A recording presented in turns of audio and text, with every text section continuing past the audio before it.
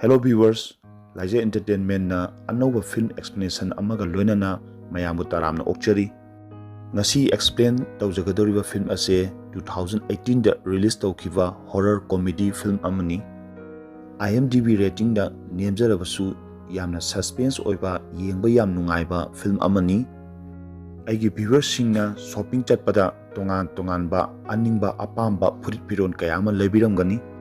Mayamna thumbnail da subiram lagani madudi film ase yamna angakpa angang machugi nupi furit amagi warini. Hojikti lobirasi Peter Strickland gi direction makhada 2018 da release tawkiba horror comedy film In Fabric. Film asigi hek horokpa sinda Shila kobi nupi ama udli. Mahak beng amada thabak tawrami. Mahaki mapuroiba kainaraba matungda mahaki machanupa amaga leminarami. Matam chupada Shilabu mahaki senior singna toina ngangbi chaibirami. Adubu mahakna imung manung puba ngamnaba awaba khudimak khangjinduna thabak tawrami. Mahak nauna yum panabagi damakta khabarche kaya amada advertisement kaya ama yenglami. Mahakna khabarche amagi matrimonial column da nupa amagi advertisement thengnarui. Maduda mahakna mahaki photo ama kaplaga thakirami. Aduga makhoi ani unanaba plan su tawrami. Madugi matungda Shila mahaki thabakta yamna chinjaki. Nongma mahakna thabak tawna TV da tongan ba phiron yonbagi ad amasu urami. Maruoina mahakna yamna pamjaba angangma machugi dress amasu yawrami. Mahakna phurit adu yamna lainingami amasung mathangi numitta mahakna phurit adu lainaba dukan aduda chatlami. Dukan aduda mahakna dukan adugi mapu oiriba Miss Lakmur haiba nupi aduga thengnarami. Mapu aduna Shilada nangi pi adu leibada ay mateng pangpige hena hairami. Madugi matungda Shilada mapu aduna makhoigi dukangi khwaide hena phajaba dress ni haina angangma machugi dress amakha ulami. Shilana dress adubu hek ubaga yamna pamjarami. Mahakna dress ado dressing room da try tawduna yengkhirami. Miss Lakmurna su mangonda hairami nangna dress ase setlaga chatningma mafamda chatpada choplaroi-daba aduguma dress amani. Madu tabada Shila yamna haraurami amasung dress adugi mamal piraga mahakna dress ado khudakta leikhirami. Dress adu puraga mahak yumda laklami. Aduga dress adu sejilaga mahaki machanupada mahakna hairami ai thabak aruba ma chatli. Nang chak lamlagadi fridge ta chak lehaurabani lakthoaga charamu. Madu hairamlaga Shila yumdagi thoki. Somgi sin amadana Miss Lakmurna kanagumba amada phone da Shila gi ming number amasung address pirami. Aduga mahak jadu mantra su sanarami. Somda Shila restaurant amada laami. Aduga mahakna photo thakiba nupa aduga unarami. Adubu nupa aduna Shilaga yamna ningthina wari sanabiramdi. Mahaki mawong mataw amasung wangang sangang ado Shila yamna hainaramdi. Maram aduna Shila su yamna saurami. Mahak kudakta mapam adu thadoklamlaga yumda yamna thuna halai. Yumda halaba matungda Shilana mahaki red dress ado change tawi. Maduda mahakna mahaki hakchangda dakpham kaya ama ui. Adubu mahakna madu yamna luna khanjaludi. Mahakna dress ado sunabagi damakta washing machine da hapjalli. Phi ado washing machine da hek hapjinbaga yamna angakpa mawongda machine ado yamna kanang niglai amasung manungdagi tongan ba khonjel kaya ama tarai. Madu ubada Shilana chensilaga washing machine ado muthatnaba honarami. Adubu laibak thibadagi machine ado kairaklaga Shilagi makhutta yamna thina sokhi. Somda nongalaga Shilabu mahaki bank manager na amuka hana yamna thina chaibirami. Mangonda hairami nana customer ga khut soknabagi mawongdo yamna phajadi. Aduga Shilabu chofannabagi damakta manager aduna mataw karamna khut soknagani haibagi lairik ama mahaki mamangda thamlaga mangonda ngangduna hairami. Shila madu ubada amasung tabada yamna ikaiba phawrami amasung sawbsu yamna sawningami. Adubu mahak amukasu pumnamak khangjinduna leirami. Aduga mahakna manager aduda matungdagi complaint amata leheloi hana hairami.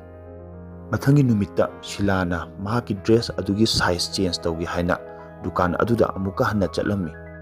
Dukan adugi mapu oriba Miss Lakmurna Shilada hairami. Dress asidi yamna akhanaba dress ni aikhoigi dukanda suplatagi single piece ama khaktamak lei. Maduta natana Shilana khanglai madudi angangba dress adubu shetlaga modeling toramba model adusu leikhidre. Madu khanglapada Sheila yamna nungairamde amasung yamnasu ngaklammi. Sheila lohongnabagidamaktà mahak amuka hana nupa atopa amaga unnaba chatlammi.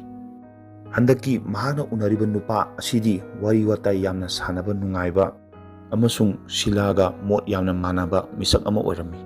Nupa adunasu mahakka yamna phajana wari watai sanabirami amasung loinabirami. Mahakki mawong mata aduda Sheilana khalami ay misak sinatana atopa kana amtaga lohongloi.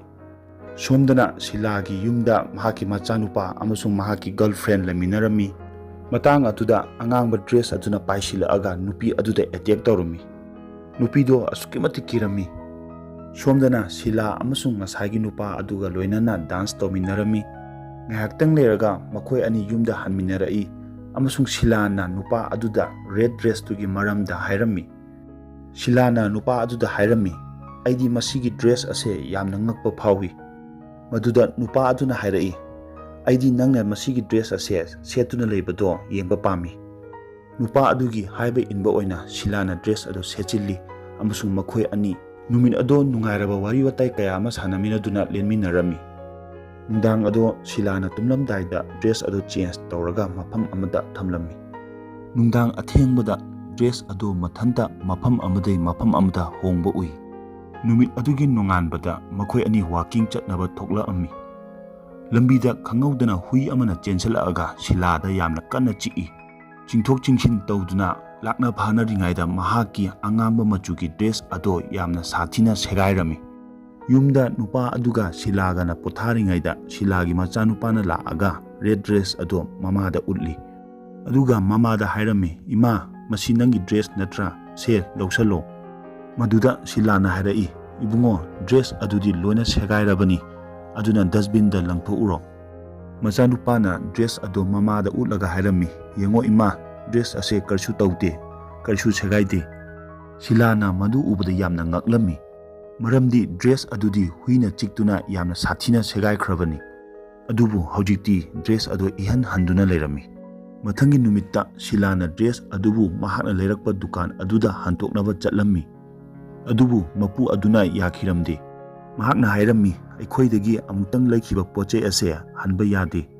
Maram aduna Sheilana dress ado amuka hana yumda puduna chatlammi. Madugi matungda Sheilana machanupada ngasidi ay nupa aduga laiminarurani haina hairamlaga car thauduna chatkirami. Lambida mahaki angangba dress ado mahaki bag adudagi thoglaaga paiduna chatkhi. Mahakna laptakna lambi mayaida murti ama leptuna leiba ui. Madu ubada mahakna car adugi brake ado khangpha phajalui. Maduna maram oraga mahaki car ado yamna sathina accident thoki aduga mahak accident aduda laikhidi. Accident adugi pau ado police na mahaki machanupada pirammi.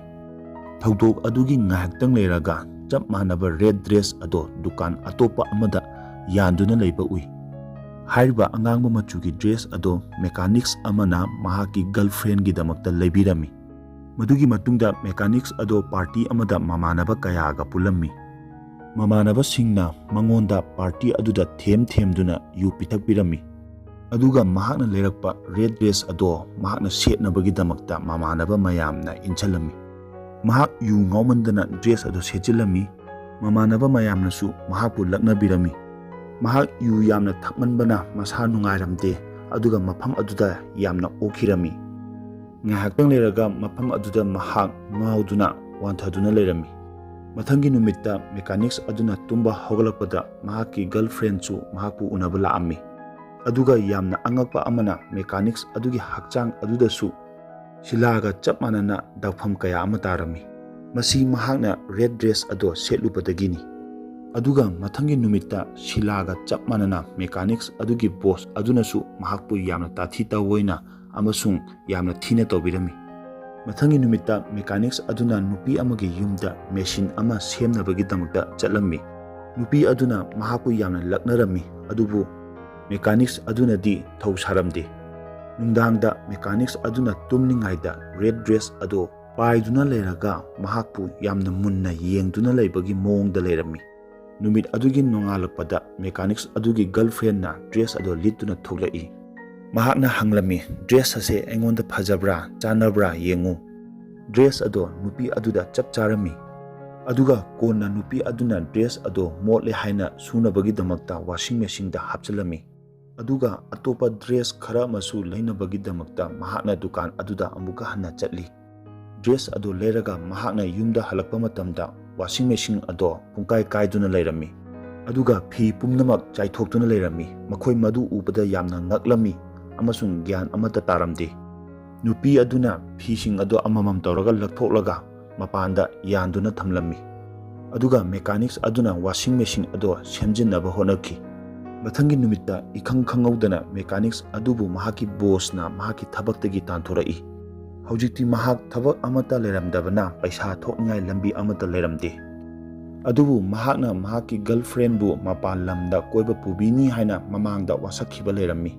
Aduna maram oraga mechanics aduna silana thabak tawramba bank aduda laklaga loan khara launabagidamagta haijarami. Mafam aduda leiramba manager singna mangonda laknaduna hairami. Aikhoi nangonda thabakti piba ngamgani adubu loan di piba ngamloi.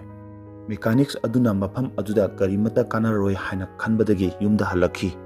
Yumda halaaga mahak TV yengduna leirami. TV aduda mahaki girlfriend na firon laiba chatluba dukan ado ulami.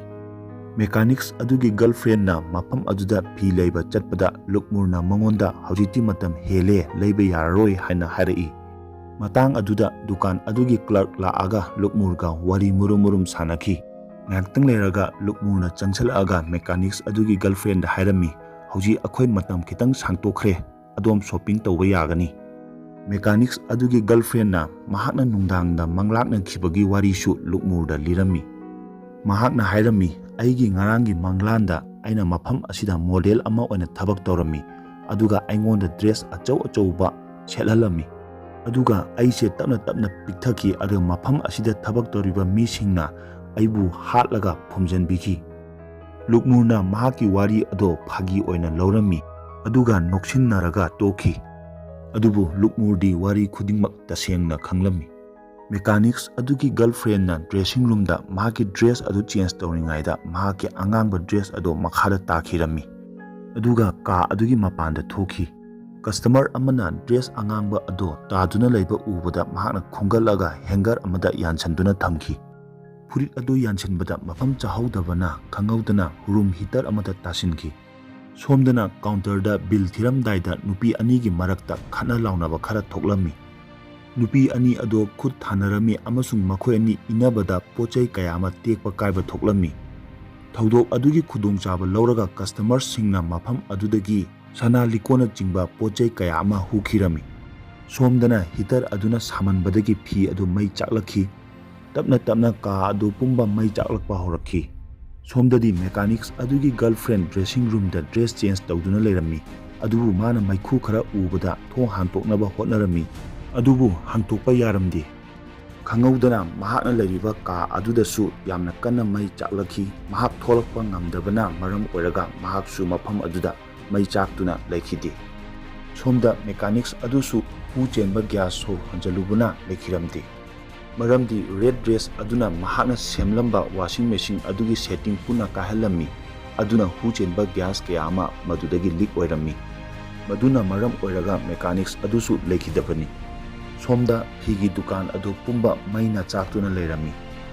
Adubu lukmurdi dami amaga loinana leaf amagi matengna makharomda kumtharami.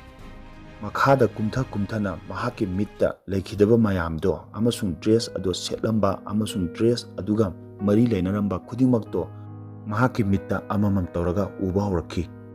Ahanbada dress ado ahanba oina setkhiba model adu urami. Mahakna dress angangba ado setlaga model tawrami aduga mahak laikhidi. Adugi mathangda sila urami. Mathang manaw naina mechanics adusu urami. Iroi loibada mechanics adugi girlfriend adusu urami. Hairiba miyoising asina makhoi ina lang olaga phi ado tuduna laiba urami. Lukmurna mayam ado ubada yamna haraurami. Lukmurna mafam aduda phi aduga loinana ahangma mafam kaya adusu urami. Lukmurna ahangma mafam aduda dress adubu setlaga mathang lakadaba mising ado mitta uramlaga yamna haraujarami amusung mamon nokjarami. Somdana dukan ado punna tumduna chaklami. Amasung mafam aduda fireman amana laaga angangba dress ado paikhatki. Hairiba angangba dress adudi karisu tawramdi. Mahakna dress adu paikhatlaga puduna chatki. Matang asida cinema asi loisanki. Matang asida aigi explanation asisu loisanjarage. Ngangbada soikiba lankiba yauragasu mayamna ngakpigani. Video asibu mayamna nungsibiduna like, share amasung comment tawbirau. Adom-adom apamba film lairagasu comment box da thambirau. Aduga karigumba aigi channel asibu subscribe tawdaba yaubiragadi subscribe su tawsanbiu. Mathangda hena nungaiba amasung interesting oiba film explanation ama puduna lakjage. Ngasigi oinadi matang sida kainarasi thagatjari.